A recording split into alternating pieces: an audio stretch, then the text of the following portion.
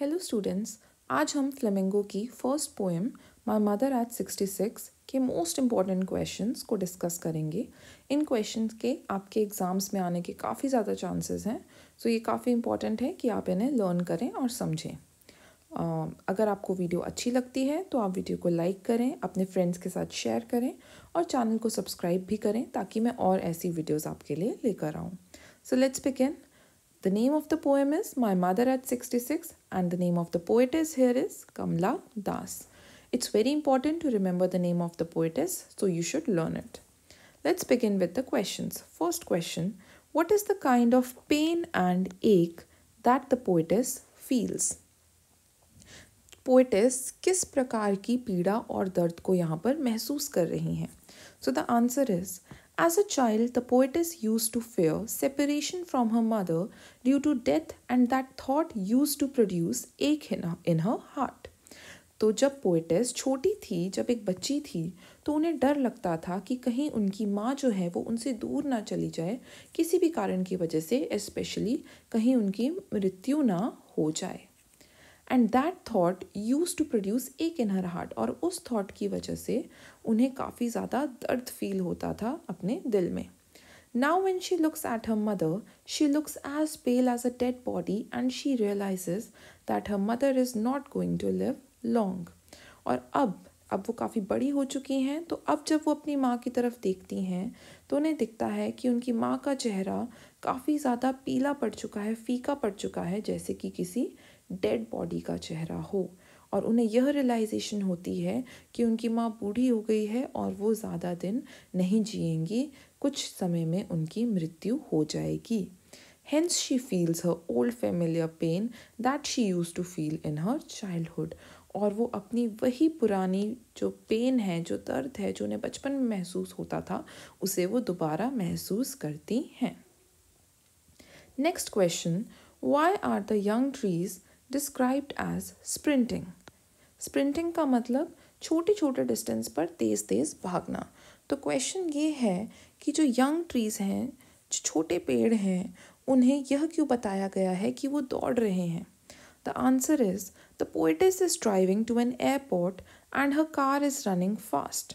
तो जो पोएटेस हैं वो एयरपोर्ट की तरफ जा रही हैं अपनी गाड़ी में बैठ के, और उनकी गाड़ी काफ़ी तेज़ चल रही है। When she looks out of the car, the young trees appear as if they are also running in the opposite direction. तो कार में बैठे बैठे जब वो कार से बाहर देखती हैं, क्योंकि उनकी खुद की गाड़ी चल रही है, तो उन्हें ऐसा लगता है कि जो बाहर पेड़ हैं वो भी भाग रहे हैं उल्टी डायरेक्शन में। That is why the poet describes them as sprinting. और यही कारण है कि जो पोएटेस हैं वो कहती हैं कि जो ट्रीज़ हैं वो स्प्रिंट कर रहे हैं। Next question, Why has the poet brought in the image of merry children spilling out of their homes? तो यहाँ पर क्वेश्चन ये है कि जो पोएट है उन्होंने अपने घरों से भागते हुए खुश बच्चों की इमेज को यहाँ पर क्यों दिखाया है? The answer is the poetess mother has an image of old age and sadness due to approaching death. तो जो पोएटेस की मदर हैं उनकी इमेज यहाँ पर एक बुढ़ापे की और साथ में काफ़ी ज़्यादा सैडनेस की दिखाई गई है। क्योंकि कुछ समय में उनकी मृत्यु हो जाएगी, क्योंकि वो काफ़ी बूढ़ी हो गई हैं। On the other hand the children are happy and moving out of their houses care free and full of energy. लेकिन दूसरी तरफ जब वो गाड़ी के बाहर देखती हैं तो जो बच्चे हैं वो बहुत खुश हैं, मस्ती कर रहे हैं और फुल ऑफ एनर्जी हैं। तो बिल्कुल ऑपोजिट है उनकी माँ से अगर कंपेयर किया जाए। Man's journey of life begins with childhood and it ends with old age. किसी भी इंसान का जो जीवन होता है वो चाइल्डहुड से शुरुआत होती है उसकी, और वो जाकर ओल्ड एज पर ख़त्म हो जाता है। Hence the poetess has brought in the image of merry children to compare and contrast childhood with old age. इसलिए पोएटेस ने ये जो इमेज है खुश बच्चों की अपने घरों से बाहर भागते हुए, उसे यूज़ किया है ताकि वो कंपेयर कर सके और एक कॉन्ट्रास्ट दिखा सके किसके बीच में, चाइल्डहुड के बीच में और ओल्ड एज के बीच में। Next question, why was the mother been compared to the late winter's moon? तो जो माँ हैं उन्हें लेट विंटर, लेट सर्दियों के चांद से क्यों कंपेयर किया गया है? The poetess mother is 66 years old and her face looks pale like a dead body. अब जो पोइटेस की मदर हैं उनकी उम्र 66 ईयर्स ओल्ड है। इसका मतलब कि वो काफ़ी ज़्यादा बूढ़ी हो चुकी हैं और उनका जो चेहरा है वो भी एकदम पेल यानी फीका दिखाई देता है, जैसे कि किसी डेड बॉडी का फेस हो। She has lost the shine and strength of her youth. Shine मतलब चमक, उनके चेहरे पर अब वो चमक नहीं रही जो एक यंग इंसान के चेहरे पर होती है, और ना ही उनके अंदर अब वो शक्ति या फिर ताकत रही है जो यंग लोगों में होती है। Similarly the late winter moon also looks pale and faded.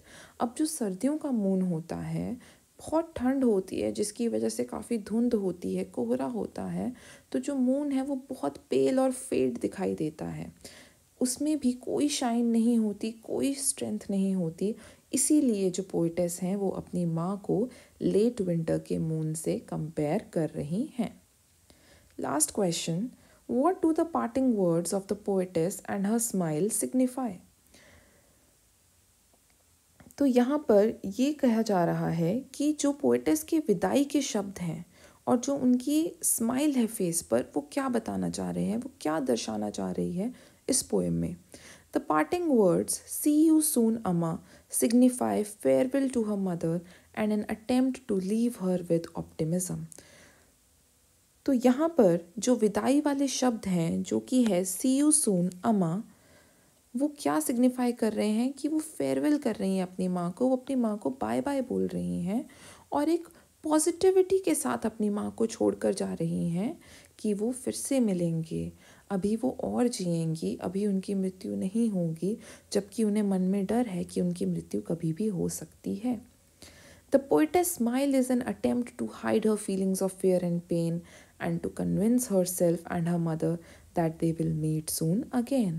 और जो पोइटेस की स्माइल है वो उनका एक प्रयास है ताकि जो उनकी एक्चुअल में दिल में जो फीलिंग्स हैं, जो डर की फीलिंग है, जो उन्हें पीड़ा हो रही है ये सोच के कि उनकी माँ बूढ़ी हो गई हैं और उनकी कभी भी मृत्यु हो सकती है, उसको वो छुपाना चाह रही हैं और वो खुद को और अपनी माँ को कन्विंस करना चाह रही हैं कि हम फिर से बहुत जल्द मिलेंगे। आई होप सो आपको ये क्वेश्चन समझ आए हों, क्लियर हो। अगर आपको कोई भी डाउट है तो आप प्लीज़ कमेंट सेक्शन में लिखिए, मैं ज़रूर उसका रिप्लाई करूँगी। Thank you for watching. अगर आपको वीडियो अच्छी लगी हो तो प्लीज़ वीडियो को लाइक करें, शेयर करें और मेरे चैनल को सब्सक्राइब भी करें।